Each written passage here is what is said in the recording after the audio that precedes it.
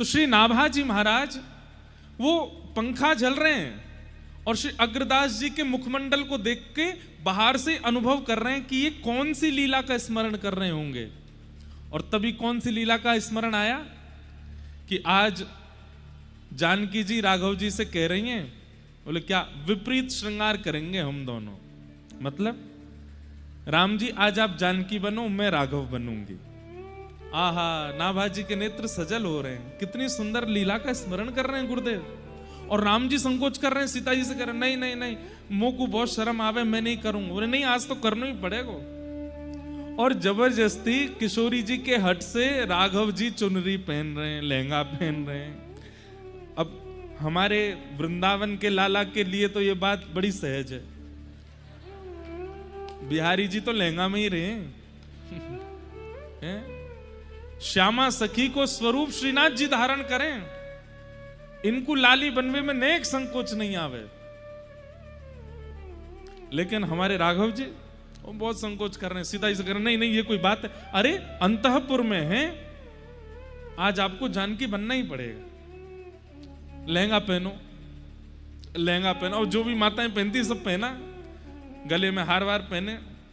राघव जी ने अपने घुंघराले केश खोल दिए, हाथों में कड़ूला पहने, सुंदर चुनरी पहनी, आंखन में काजल लगाए, होठन में लालिमा लगाई, बिंदी पधराई, यहाँ पे सुंदर वो क्या पहनते हैं, मोगला, जो भी यहाँ पहन लियो। आहा, राम जी को देख करके सीता जी तो बार बार भले ही ले, आहा कितने प्यारे लग रहे हैं, कितने सुंदर लग रहे हैं। इतने में ही जानकी जी राघव जी का रूप धारण करके आई हैं, बढ़िया सुंदर धोती, ऊपर पीतांबरी पहन करके, यहाँ तस्कर में बाण है, यहाँ पर धनुष है, केश खोल करके, और बढ़िया मुकुट सिर पर किरीट धारण करके सीता जी राम जी का रूप धारण करके आई, और दोनों विहार कर रहे हैं।